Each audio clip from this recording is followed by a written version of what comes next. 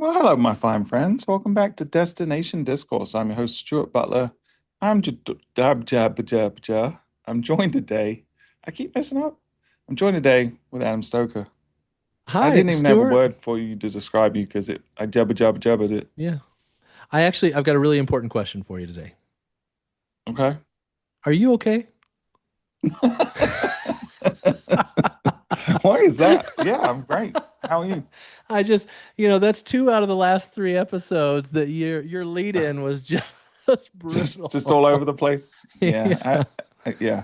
I don't know. I think it's because my brain is on 1,000 different projects at the same time. So I come into this zero preparation as it shows, and we just start going. So It's more entertaining for me this way than when you have yeah. some prepared slight, just FYI. Yeah. Oh, I've got plenty of those too, but I do think that it would not be this show if we prepared more and we edited those flubs out. So I'm committed to us being ridiculous on every level. So that's okay. Yeah, I noticed I'm working on getting there. I think you passed by it a long time ago, my friend. The ridiculous Adam Stoker, everybody. There you go. But you know who's not ridiculous? I do. Who's that? Her name's Emily Zertuche. I'm not sure if you're familiar with her. She's the one, the only, the amazing Emily is with us again today. How are you, Emily? I'm doing great. Thanks for having me on. I think you might be our first four Pete on the show. Oh, that feels great. Excited to Yeah, rant. I yeah. definitely rant a lot more than I want to sometimes, but it's good to have, you guys doing what you do and the platform to do so. Well, likewise, the episodes you've been on now have you've held the number one spot twice with two different episodes. You had one that talked about being a chief value officer versus a chief marketing officer, and then you had one talking about zombie metrics and Diet Coke analogies, and that one is currently our most listened to episode. So if you guys haven't heard that, it's phenomenal. What episode is that? That's I don't even remember. I have to go back and It look. was during Christmas. I know we had a Christmas Yeah. episode for the zombie metric conversation. Yeah, give me one sec. I'll tell everyone what episode number it is. They can go listen to it. It is episode 67. So data My kids will hangovers be and so Oh, zombie excited. six, metrics. seven, That's six, why it's the seven. biggest one. It's just because it's 6'7". It is Same. My indeed. son. Yeah. My You son can thinks tell it's you it's both the got young funniest kids. thing. Yeah. He thinks it's the funniest thing in the world. Like if there's anything that says 6'7", he like cracks up and does the 6'7" hand thing. Uh, Yeah. You know yeah. how to destroy it with any kids, right? When kids get into something, you just start doing it more than they do, and then it will become uncool really quickly. I remember when OK Boomer was the thing, like all the kids said OK Boomer to their parents all the time. Yeah. I just started saying OK Zoomer to everything they said, and they like within 2 weeks they stopped saying OK Boomer. It was great. So you just need to start 6 7ing or 7 8ing, you know? Yeah. Something else. It'll Just it'll make ruin them it. crazy. That's right. Well, Emily, we're glad you're back on the show. You wrote another amazing article on Substack. If people aren't following you on Substack, they absolutely should because Yeah. you're writing some very controversial stuff. You're really challenging the status quo. I feel like you're the written version of this show in a lot of ways, like trying to push the envelope. So we're gonna have you regurgitate that article on the show, but we're also gonna debate it a little bit and spice it up. So it's gonna be a lot of fun. But before we get into that, you know what time it is. It's the time for the greatest segment in destination marketing. Time for Stu's News. Ooh. What you need, it's Stu's News. Galaxy Oh yeah. Stu's News. It's a Stu You crew. just gotta let it go, Stuart. Just let it happen. Always something You know, I realized Stu I can just hit mute for like 30 for seconds you. and then I won't have to ever hear that again. It'd be great. Yeah, I actually have been doing that when you talk on this show for a long time. You'd have to mute for more than 30 seconds. I tend to ramble, but that's fine. Today's Stu's News is follow up from last week's. So last week we talked about Anthropic launching their Claude for small business and how they're going after small business with a complete vertical solution. Now we're talking about what both OpenAI and Anthropic are doing. OpenAI has raised like something like $4 billion, Anthropic about 1.5 billion from all the big venture capital firms to create either completely separate entities or separate divisions about deployment. So they're going to actually send in uh, engineers to medium and large scale businesses to teach them how to train their staff on how to use AI to develop actual AI platforms for bespoke for those businesses. And this is really, I think, the next frontier. We've had this sort of the model frontier where that's been the competition for a long time. But what we've seen in recent months with Anthropic's massive growth in revenue, primarily due to Claude Code, we're seeing now that the potential total addressable market may be much, much bigger than anyone anticipated, and really does add validity to the kind of the size of the investments that are going into these AI. Everyone was talking about there was going to be a bubble that burst at some point because the valuations of these companies was just too big and no one could ever generate the revenue needed. But I think Anthropic and OpenAI have been proving that wrong.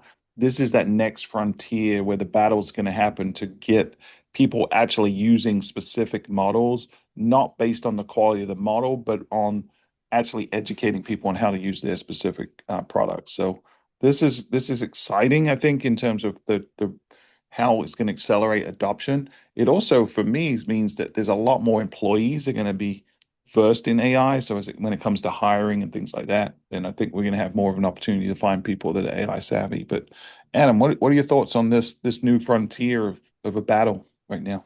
Well, it's funny because I've heard a lot of the national pundits that talk about AI. They've said that one of the biggest opportunities for people to become millionaires over the next several years is the people who are going to essentially be the implementation layer for AI that are going to go into businesses and train them how to use it. And I feel like this whole economy that was promised to the next generation of millionaires was just wiped out by Claude here because Claude's just going to handle the implementation themselves.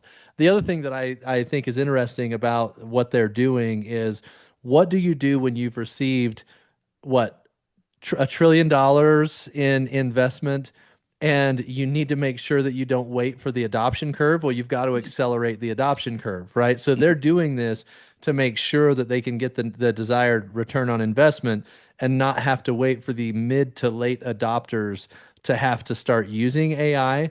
They're just trying to push everybody through the adoption curve, which I think is a really smart way to do it, because if they just wait for people to understand it, I think you've got a massive segment of the population, both on the consumer and on the business side, that are not going to adopt it for a very long time unless they have someone to hold their hand. Yeah, I mean the human element was the bottleneck, right? They're trying to Yeah. shrink that bottleneck by this. I also think it's likely that they're gearing up for IPOs at some point, and Right. so the valuation is going to be very dependent on their current run rate. So there's a massive incentive to accelerate this on a lot of levels. Emily, what are your thoughts on this?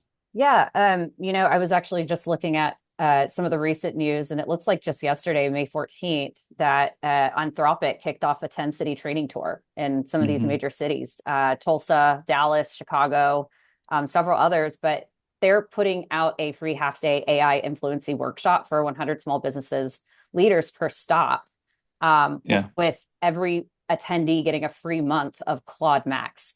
So that's happening. The two biggest AI labs in the world looked at the same chart in the same week, and they came to the same conclusion because, you see OpenAI's answer sending consultants into the Fortune 500s, but then you see Anthropic's answer running free workshops in Tulsa.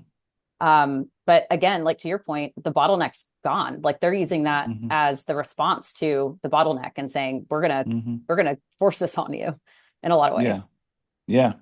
I'd love to see some of our big institutions going after some of these big AI frontier companies and saying, hey, the travel industry needs you guys to come in and tackle us as well. So rather than just looking at the geography of where businesses are, look at the industry, the vertical industries. We've seen Anthropic did a bunch around finance industries already, right? So let's try to get them to come in and do the same thing for the DMOs. Be amazing. Yeah, absolutely. Yeah. Cool. Well, let's jump into the topic because I'm eager to chew this one up. I think it's really fascinating. You're not one that's shy of an opinion, which I like. I think you're willing to not just challenge the status quo, but you're also willing to call people out, which is refreshing. There's not many folks in this industry do that, and so we We definitely appreciate it. You're grinning from ear to ear because you Yeah. sort of wear it as a badge of honor, I know. But tell us a little bit about the article you wrote on Substack. Well, first tell people where they can find it. So if they want to go read it and follow along, they can. But then let's jump into the actual content. Yeah, absolutely. The Substack, really just go to my LinkedIn profile, Emily Zertuche, and then just click the view my newsletter. That's the easiest Mhm. way to get there. Or you can go direct Emily C as in cat Zertuche at .substack. Is that your But middle name? Emily Zertuche? no, C as in Camille.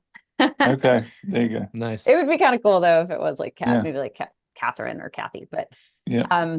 yes, this latest Substack article really touches on a couple of things that I've been seeing in this industry, very, very much most recently, but also getting the frustration from a couple of conferences I've attended and seeing the wide disconnect between how we are being measured and what we are doing in this age of budget scrutiny. And I want to pause with a really important point because the way our industry is talking about AI in this moment right now, not for the majority, but a lot of people are wrong. And not partially wrong. I genuinely think there's a structural disconnect because we have been optimizing for a discoverability model that like it died in 2024. And I think there's a lot of data that's screaming at us that most of our executive leadership decision makers, they're just not listening because like I'll anchor you with a number, 25%. 25% is, I'm going to reference Sojourn's 2026 State of the Destination Marketing Report, which is, you can grab it on Sojourn's website, but it dropped in February and 350 plus DMOs surveyed globally, but 25% of those DMOs are prioritizing brand awareness this year. And Yeah. last year in that same report, 59%. So we cut top of funnel investment by more than half in just 12 months, which I get because what we're going through and what we're seeing in this economy. But the US alone is even worse because a majority of those DMOs are now prioritizing room nights, direct revenue, upper brand, Mhm. which, for the most part, we've kind of already always done. But the share citing conversion as the primary metric doubled in 1 year, according to the study.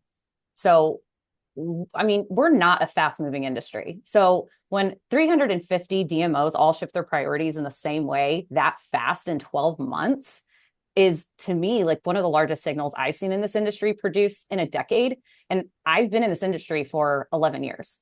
So the other side of the chart, and this is the alarming piece, Adobe Digital Insights, travel site traffic, generative AI sources went up 3,500% year over year.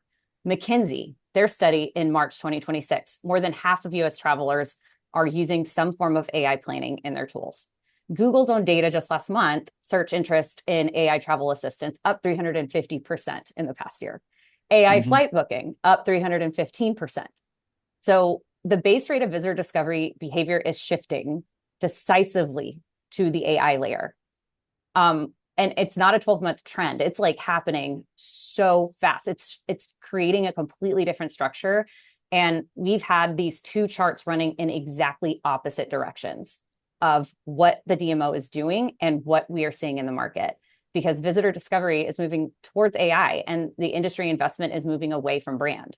So I think that the story most of our industry is telling itself about why it's wrong. And the story right now is that performative investment is the AI response. I mean, we're measuring more, we're attributing more cleanly, we're getting closer to the revenue, but therefore we think we're doing the AI era work. And that story Mhm. to me, it's like it's wrong. AI doesn't reward attribution. It rewards citation.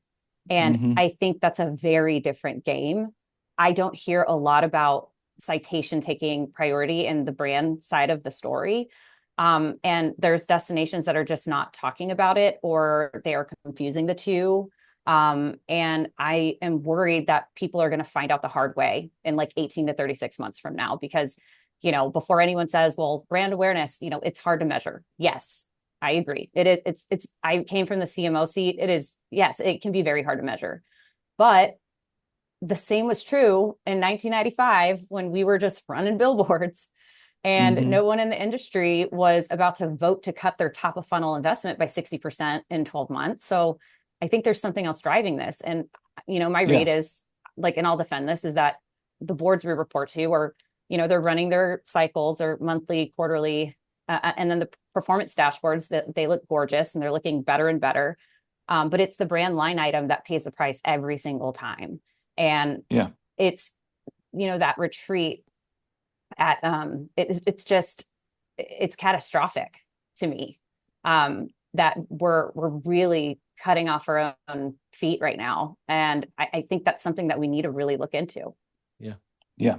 It's a time bomb for sure. I think to restate what you're saying is, our focus, our investments are going to the things that we think we can control, but it's very short-sighted, right? We can show short-term vanity metrics that are advantageous to us, position us well with our board, but the world around us is changing in such a way that is going to inevitably collapse in a very short amount of time, because if we don't have demand, all of those metrics are going to suffer. So Yeah. we can play a little bit of smoke and mirrors in the short term, in the same way that a new GM can come to a hotel and make the P&L look great by cutting costs, right? They can measure profitability because they reduce their expenses, but in the long term, they erode what makes them great and destroy the funnel. So I think what you've described is very accurate. I'd love to spend a little bit of time sort of talking about the why this is happening. Yeah. Like, I have some theories, but I'd love to hear Yeah. yours and Adam's. But before we get into that, I just want to share for the listeners, the Desties, the quote that made me reach out to Emily and say, "Okay, let's do this again." And it was that midway through the second paragraph, you say, "We're measuring the wrong things, optimizing for the wrong outcomes, and doing it at the worst possible moment in destination marketing history." And I just felt Yeah. like the combination of those three things in one sentence. I think Stuart's right. We need to dig into the why that's happening, but I think you articulated that so well that the timing for us to be optimizing for the wrong thing could not be worse. Right. Yeah. And quick anchor for anyone listening who doesn't know me. I'm on the brand and innovation side at Visit Corpus Christi, which is in South Texas on the Gulf Coast. So if I ever talk about my market, that's where I'm talking about. But a couple of weeks ago, I did run a test. I use Claude. We just adopted it with our team. It's amazing, Pro Claude. But I asked it the most basic questions a real visitor would ask, like, where should I stay in Corpus Christi if I bring my family in for a long weekend? Nothing fancy, but the kind of question I get, the answer usually comes out good. It names about, I don't know, 4 properties, got the Bayfront versus Padre Island trade-off right. It gets things right, and it gives me a thoughtful read. But what matters is, like, I didn't write that answer. My team didn't write that answer. It wasn't a press release. It wasn't directly any of the partners I'd normally point to, or point a visitor toward when somebody were to text me asking what to do. So that model is synthesizing it from an open web, and it decides on its own authority what to surface. So I ran a dozen more inquiries, like rainy day with kids, best Bayfront beach weekend without, the same pattern, confident answers, broadly accurate, missing about half the partners that I would actually tell a real visitor. Mm-hmm. Not because the model has anything to do with them. It's just because the model couldn't find a reason to cite them. And there's not enough information about them in the language AI is reading. So for them to make the cut. So in this microcosm, it's the entire visibility economy. The model is deciding who gets surfaced. The model is hunting for citation. And our industry just spent 12 months disinvesting from that exact work that produces it. Mm-hmm. So the way I think about that framing, and I want to be clear, I picked up the term, the new visibility economy phrase. I didn't invent that. It's actually been floating around for a while, but it's the cleanest articulation of what I think is happening. And it came from this guy. He's a CEO and president of Renaissance Consultancy. His name is Chris Fair. And they're building a place branding firm out in Vancouver, I believe. And advise destination cities developers. But he published an essay on his site back in February called "Something Big is Happening in Place Marketing Too." Mm-hmm. And the frame he used is really what stuck with me. He calls 2026 the era of algorithmic welcome. Sounds fancy, but Mm-hmm. like I'm actually going to read it from my notes directly. It's that when your destination's biggest competitor is the algorithm, you must be legible to the machine to remain irreplaceable to the human. Mm-hmm. That captures to me all of the work. And I think for 25 years, our discoverability is assumed that humans were making the decision. SEO, paid social content, it's all been optimized into a human's consideration set, right? So the human could compare and click, but in 2026, the human is not the agent anymore because the agent is a model and the model is summarizing for them. So the operative question for us is not, are we ranked? It's, are we cited? Which to me is, a different way of approaching our work. And it's a different content structure. It's a different team configuration for most DMOs. And I know that we have built ourselves up to win one game, and now we're playing in a completely different game, which I feel for the agencies because I know they're trying to struggle on, having an identity crisis right now too. But I think, I don't think a large portion of our industry has clocked that yet. Well, it's brand new, right? And we're Yeah. not, like you said, we're not risk takers in general. We're not fast to innovate. I think it's going to take time for the shoe to drop in terms of seeing the net effect of this. Like we can optimize short term and look really good right now, like we've already established. But let's dig into the why. Like why is this happening? Like I think Adam talks a lot about the illusion of relevance in the Yeah. DMOs, and I think we're doubling down on that right now because there's so many DMOs that are led by folks that and not it's not that they're not just not adopting AI, it's that Yeah. they actively are dismissive of it in part.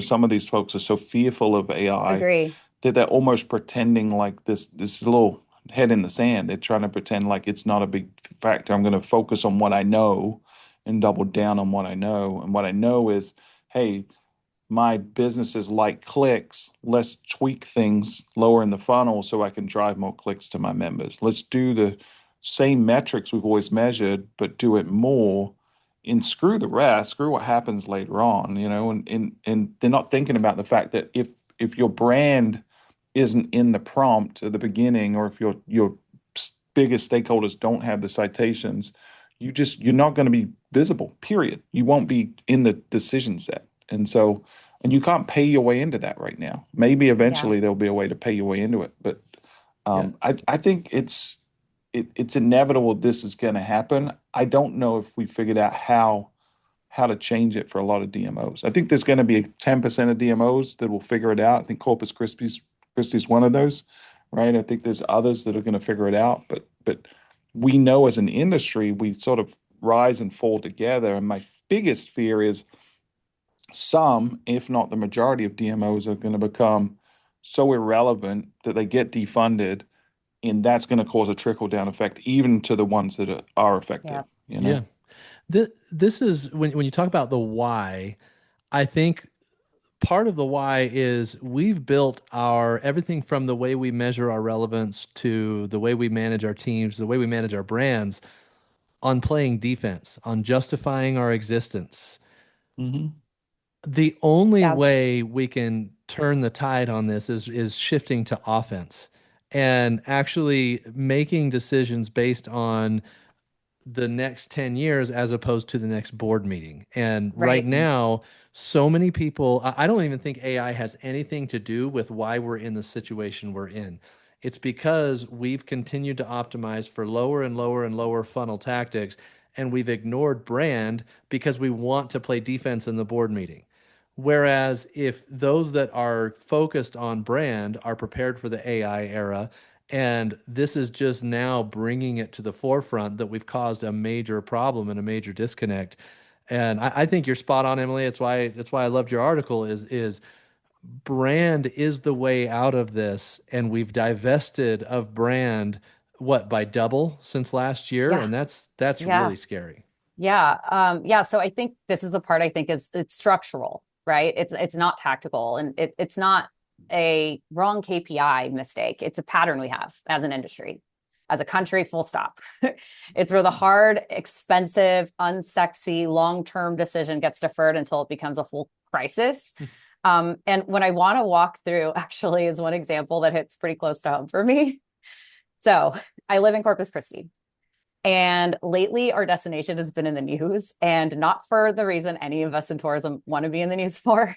And that's for the possibility of running out of water, like literally running out. The New York Times posted about this. The Texas Tribune is posting about this. So it's not like a back page local story. It's pretty bad. It's local. I mean, it's not local news. It's national headlines about Texas Gulf Coast city potentially being in a serious water situation and Wow. running out of water. So we're dealing with that right now. But here's the part that makes it pretty wild is that the reason we are in this predicament is because our city council has had a desalination plant on the table for a literal decade. And we are on the Gulf. We have an entire body of water right here. We have the technology. We have at various points had the funding, and literally for 10 years, this has been deferred year after year. And now city council, no surprise, we're in an insane water crisis situation. So my city council meetings have been some of the best reality TV show on air right now. And I did put this in my Substack. There's a link to view, like go ahead and ramp up those views. But I have been in a group chat about this.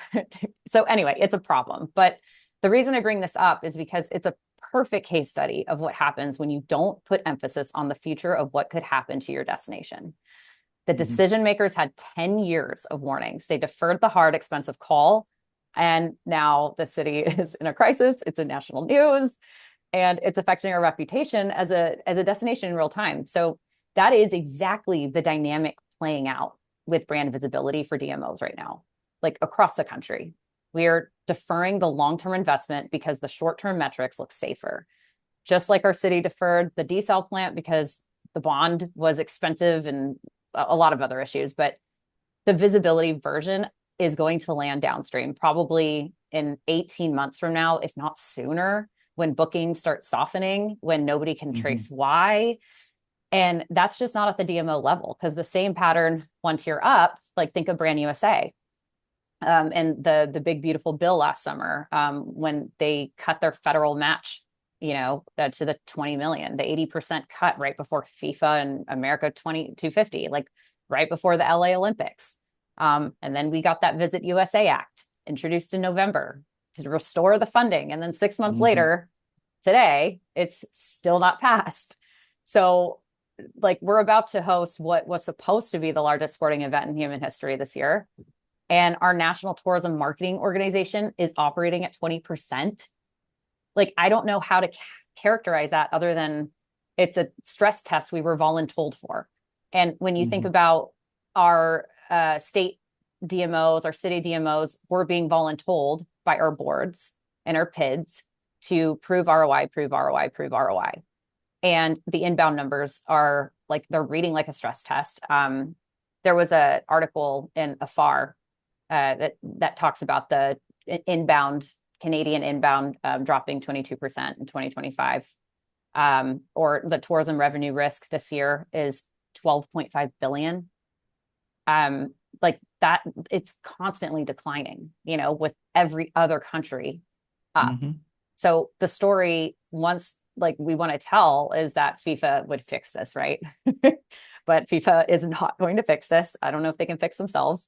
But I would say like the damage is a structural budget cut to the marketing arm of US tourism, that we are walking into some like insane, unprecedented like events. Like the mechanics are changing. You defer that boring carrying cost long enough, and now you're getting a crisis. Like the water guys here in Corpus, the Brand USA at the federal level, the funnel at the DMO level. It's the same story, just different categories. And the only people who get to skip those consequences are the ones paying for the boring carrying cost early. Yeah. So we sort of established why it's happening, right? We know that there's short-term incentives for people, that there's short-term thinking that's happening. There's a risk aversion that we've, in a lot of ways, we're culpable to as DMOs, right? Because for decades, we've been in this mode where we've structured ourselves so we get paid for what our stakeholders get from us, not what we do, right? And so their expectation is, I give you X dollars a year, and especially if you're a member-driven organization like us, they expect an ROI, a direct ROI for that. So we've sort of created this monster where there's an expectation where now we've got to switch the dial from getting paid for what we give them to getting paid for what we do holistically. But I'm going to step back because this is destination discourse. I'm not necessarily going to agree with what I say, but I'm going to play the devil's advocate role for this argument a little bit, because you could be forgiven for looking this into a situation where you're saying, I want to invest in places I know I can measure, right? And you make a great point that we used to not measure anything, right? But then we went through the digital revolution, and the expectation is we can measure impact. Now, most DMOs aren't doing that well. They're measuring vanity metrics for sure, but there's still a measurement of a metric of success, quote unquote, that we're taking a look at.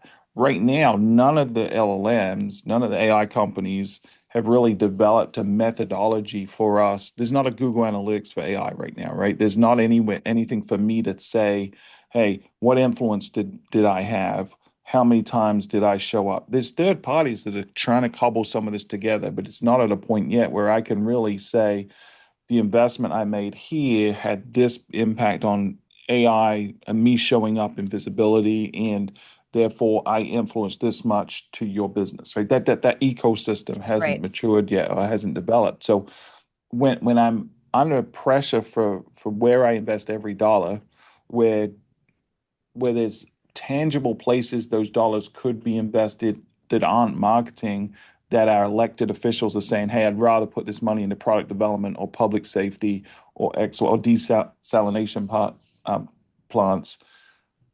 There's going to be, if I play the long game now without spending a lot of time educating people on why I'm doing it, my boards, my elected officials, if I just make the strategic shift, it may exacerbate my downfall because I don't have time to realize the benefit. And even if I do, I can't measure it and demonstrate that I had that impact.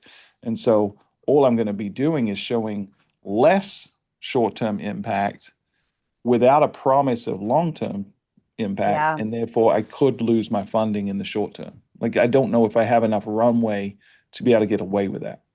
That would be my counter. Yeah, I mean, essentially what you're asking is, do you put your personal well-being on the line for the sake of your destination? Because that's essentially what the ask is, right? Yeah, Is 100%. and so okay, now we're kind of at the nitty-gritty of the question. How do you convince an industry full of people whose livelihoods depend on their current jobs to sacrifice their individual situation for what's best for the destination? Or how do we provide education for the stakeholders that is valuable and compelling enough to help protect the people that we're asking to take this big leap? Yeah. Yeah. I just had this conversation with my CEO yesterday because we are in the boat of needing to prove ROI, and we shift a lot of our money into conversion because it's like what the board wants and it's hard. I think a lot of DMOs, like, and it's not our fault, but we're losing the plot. Like right now, all we are thinking about is ourselves. Like, how do I save myself? How do I save myself from dying and, getting my budget cut? When we need to really holistically evaluate what is the point of being a DMO? Like, what is it? It's to lift the destination. It's to help our partners. It's to be that voice of reason and education for our workforce. The advocacy component needs to connect with the AI side. I need all the partners to understand and be educated on a rising tide lifts all ships. If I want to increase my visibility with my DMO presence, we need to be doing the exact same thing with every single partner, the restaurants, the attractions, like all at the same time, so that you can get them to speak the good word. especially those on your board. Like if you have business owners on your board, hoteliers on your board, they need to be educated on the magnitude of change that is occurring in this destination or your destination so that they can be educated on how to save themselves with visibility. And that way you have everyone understanding the point of this and understanding that long term, this is going to save us long term. This is unprecedented. This is the age of, like, we haven't seen something like this since the internet. And I think no one is realizing that importance is we are a marketing arm for the destination to remain competitive. And if you're cutting out the marketing arm to be competitive, what do you think the other cities are going to do? And how are you going to remain visible if you only have one entity climbing its way to like up when no one else is doing it because they don't believe it or they haven't been educated on it? It's a huge undertaking. I get it, but like we need to be investing in this. We need to be really focusing on this because the window is pretty tight. Yeah. Well, I'll tell you a little bit. I'll give you a little peek behind the curtain of how we're trying to tackle this, right? We are trying to make that shift from what people get from us directly to what we do as an organization. I'm convinced that your philosophy is right? We've got to have the brand awareness in the appetite to come to our destination, and not the destination, but the sum of all the experiences in our destination is what matters, right? And so if I look at the amount of money we invest, even though we're a well-funded DMO, when I look at all of our stakeholders combined and what they invest in marketing, it's significantly higher than what I do. And if I look at the amount of noise that's out there from every destination and travel decisions, I also know that I'm not going to be able to win the battle on my own with just Visit Myrtle Beach. So what we've got to start doing is think about our entire sum of our experiences as a collective marketing voice, right? And so we almost take on an agency role within our destination where we, to your point, lift up all of our hotels, attractions, events to a place where they're the ones that are driving citations. They're the ones that are creating content. They're the ones that are telling first person perspective, experience narratives that no one else has that content for. But we can't do it on our own. We're going to have to weaponize our entire stakeholder base to do it in unison. And the only way we can do that is through education. So we're going to have to spend a lot more time talking to our stakeholders, educating them, becoming a trusted voice with them. So that, I mean, and people like Kara Franker are doing a great job of this, right? She's writing content on her Substack aimed at her stakeholders, telling them how to navigate this stuff. Like I think every DMO needs to be doing that kind of stuff. So they see us as invaluable in this future because we're way more sophisticated from a marketing perspective than any of our stakeholders are. Most of our stakeholders, let's say, they're struggling with these same things. They're going down the same pitfalls. We're the ones that can be the saviors of them in a way that gets them out of it, I think. So that's the strategy that we're following. Yeah, we've been also implementing a plan for getting our university students or those that are in marketing or in writing English departments to learn how to write in that's structured in a way for LLMs so that we can start deploying them to the partners and stakeholders that need it. So pretty much creating, like to your point, Stuart, you mentioned at Mojo Summit, the content army. We want to do something very similar in our destination as we, create closer partnerships with them and really show the value of what we can do for this destination. Yeah, and we're taking that content army to the next level too. So right now we sort of have our own content army that visit Myrtle Beach contracts and they write for us and we publish on our channels.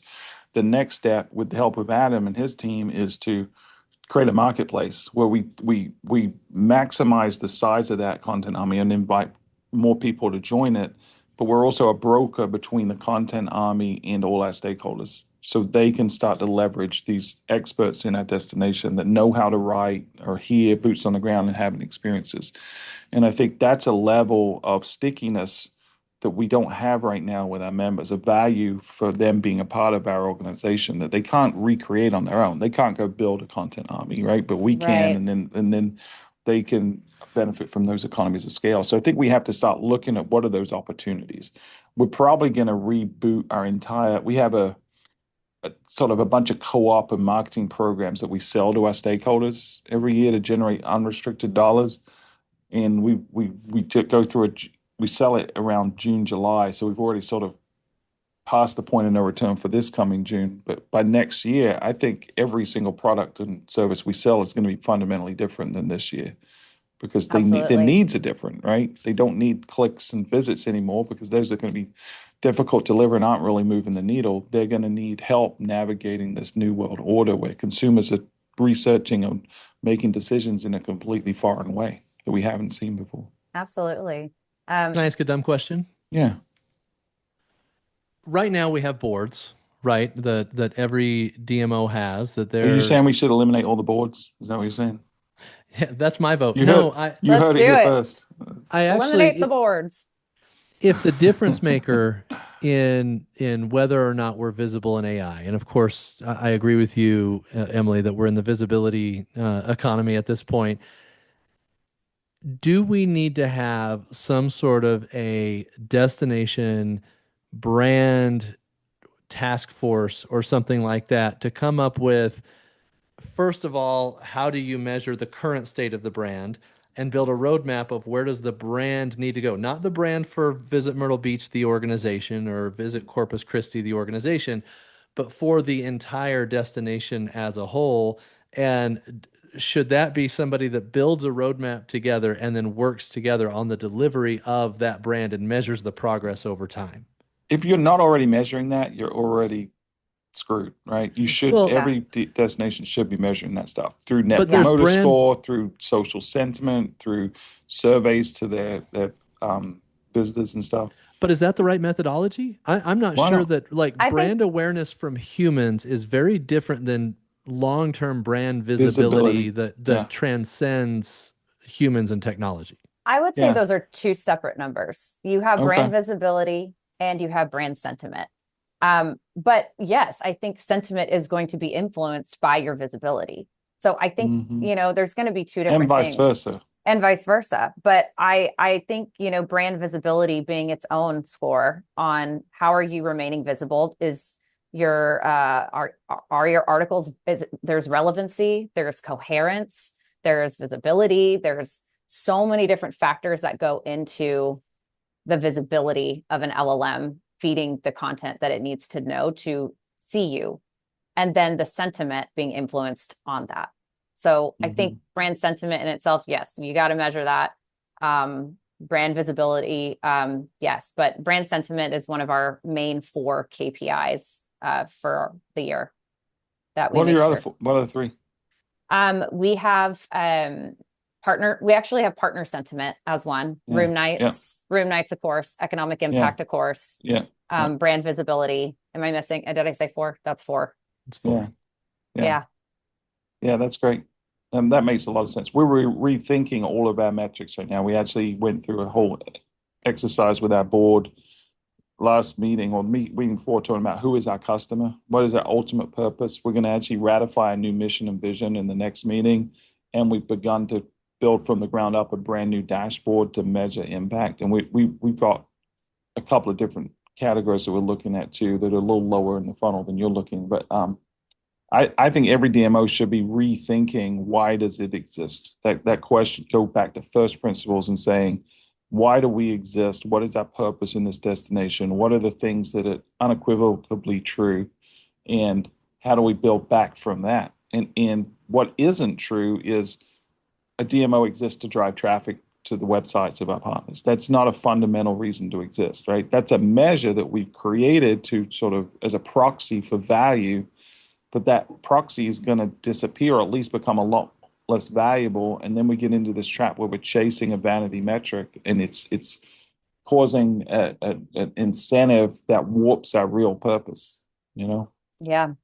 It's going to be a challenge. But I still think the fundamental problem we need to solve, and the AI teams, and I've talked to Google's engineering team on Gemini about this, is we need the AI companies to provide tools to folks like us to help us better understand. Because there's third-party companies that will do a ton of, hey, I'll automatically search for your destination 1,000 times and 1,000 It's things until right. But yeah, it's smoke and mirrors. Like it's that's all not real accurate data. it's all open APIs. Anybody could do it. Anybody could Yep. build a dashboard and connect the open APIs. Mm-hmm.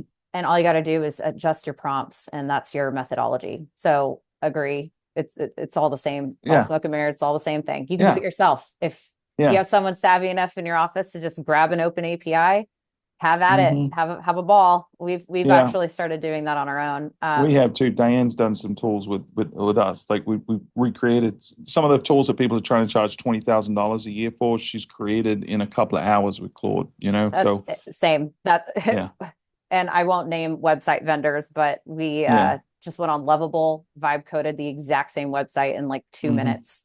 Yeah, All we got to do is plug in the fonts. And I'm just like, man, once people yeah, discover, there I am, I'm causing a problem again. But yeah. I mean, Here's your next episode. I'm What a worried. teaser. I'm gonna get a brick thrown through my window if I keep talking. But I This think is when you know there's you're at the good stuff. What else? Yeah, I mean, man, guys, come on. Like AI is radically changing the way things are. And mm-hmm. you just got to call the kettle black. I mean, this is the Mm-hmm. reality. Mm-hmm. 100%. Complacency is going to be rooted out of our industry completely in the next 2 years.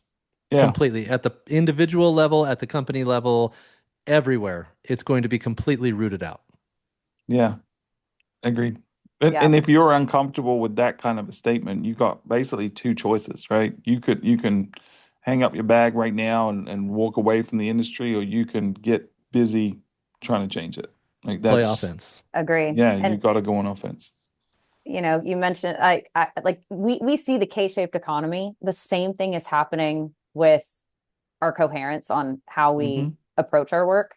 And Yep. it's scary. It's sad. Like you see, and there's something I learned at South by Southwest this year, and they referred to the middle workforce crisis, Mm-hmm. and that the majority of those that are going to be impacted by AI and enterprise adoption is going to be those in the middle management, those that have really perfected the craft but are not yet senior. And it's because they're going to be the slowest to adopt for the most Mm-hmm. part. They have already learned the ropes. They already feel comfortable in what they're doing, and it's going to be a challenge for them to adopt. But you also have memes out there of CEOs wrangling their whole team and just driving 200 miles an hour while everyone's like, hold on, while we're like, we're going to adopt AI. We're like, what does this mean? And then you Mm-hmm. also have the people that are coming into the workforce over time are going to be fully AI ready.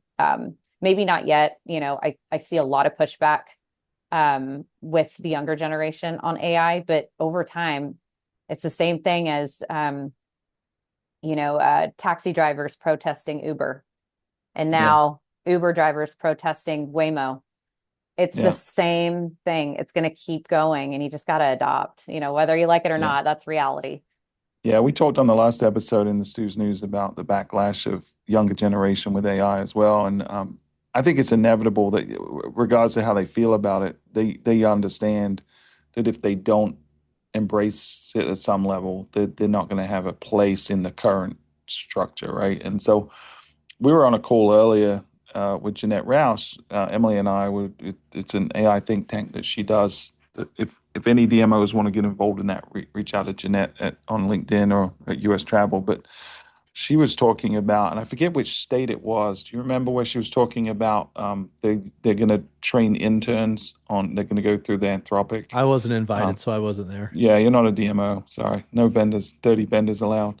But I forget which state it was. But there's a university there that is training folks, the students, going through the Anthropic certifications. Which, if you haven't done that, I would recommend having all your staff go and look at some of the videos that they're doing, the training. But then they're going to put them as interns in businesses, and their sole job will be to shadow other people, learn their function, and then suggest ways AI can automate or make things more efficient, right? So all of a sudden, this low cost team is able to maybe drive the most value within your organization. And there's not a company right now where you couldn't allocate some resources to that kind of philosophy, either bringing in interns or some of your low level employees that aren't that expensive, and put them on that project of meeting with people, understanding their process, the actual workflow. Now, if you're Emily, I don't know how she does this. She must have 40 hours in the day, but she's doing that at Corpus Christi individually. She's meeting with individual team members and building out AI plans for them. But I think it's inevitable. We've got to get to that point where every DMO has someone or some team that is responsible for looking at ways AI can help move your organization forward. Yeah, it's going to be incredibly important to do this. Everyone is at a completely different level of understanding right now. So, those that don't have this role yet, start thinking about who is going to be the lead on it.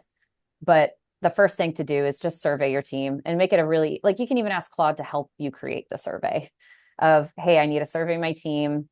I just want to get a readiness survey created on where is everyone at in their AI journey and their ability to adopt.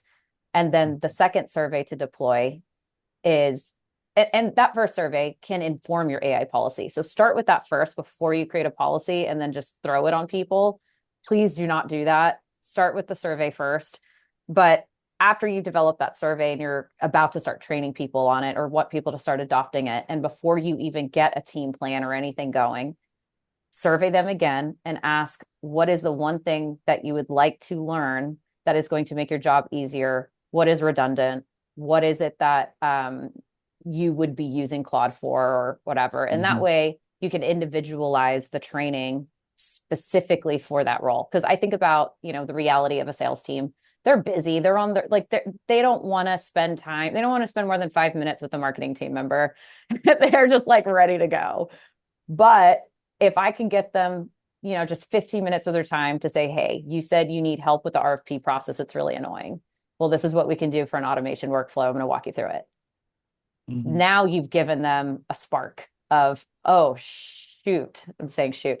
There is something I can use here, and I'm going to start actually applying it to my daily work. And oh my God, wait, it went so fast. Now I'm going to keep going. And now you've created that snowball effect. So that to me is the best way to get people on your team to not think of it as the scary new thing and make it actually something that's compatible with them. We just set up AI assistants for everyone. Everyone gets an AI executive assistant, and it is rudimentary, like super easy step-by-step. Here's how to install it with Cowork. So everyone has one Cowork executive assistant. And we have a chat going on Teams of, what did you learn this time? Like tell us some cool stuff that you figured out. And that itself has started to snowball effect. So it's slowly happening. For those that are like, I don't even know where to start, there's your roadmap. Great. Amazing. I'm going to ask you to send me all of your cheat sheets and your frameworks that you've developed. I want your executive assistant skill. Oh, it's really fun. And what was it? Rip and repeat. Yeah. Okay. That's what Matt Benson said. Yeah, I quote Quentin Tarantino where he says, great artists steal. There's this awesome guy called Michael Christ, and he's on Substack, Michael Christ. He wrote an entire how to set up an executive assistant, and I literally copied it. It's a full way to do it. I don't know if we can put it in a link somewhere, but yeah, I'll grab it and put it in the link. Yeah, if you go to his Substack, there's a post called How to Turn Your Claude Cowork into Your Chief of Staff. That is what I used, and I modified it slightly so that it's more catered to a DMO. But that's your framework. If you use that, it's a 20-minute setup, and they give you copy paste prompts. That I just copied that, and I'm like, I have no shame in copying people. Made it really easy for me. That's great. Yeah, I'll put a link to that in the show notes. Yeah, this is amazing. Awesome. Emily, I could talk to you for another hour. This is great. this will probably be the #1 episode again in like a couple of months. Once we'll let someone else overtake you for a little bit, and then you'll regain your crown as the queen of this show. So we appreciate you being on again. Oh, thanks for The having the me. the Dusty Queen. Dusty Queen. Okay, that There you has go. a ring to it. In There all you go. seriousness, Emily, the work that you're publishing on Substack, I have found it to be incredibly valuable and have quoted it many times in meetings Mhm. and podcast episodes. So keep doing what you're doing. It's making a difference. I'm glad to Yeah. hear that. I mean, that's the goal is like, I mean, there's a lot of noise out there.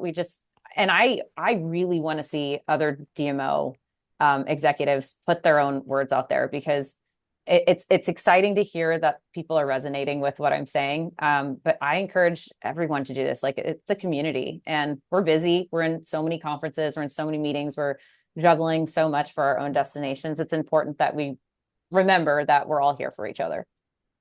Yeah, I agree. And you know what's interesting is a lot of folks will use the excuse, I don't have time to do this, right? I don't have time to go and write or think through.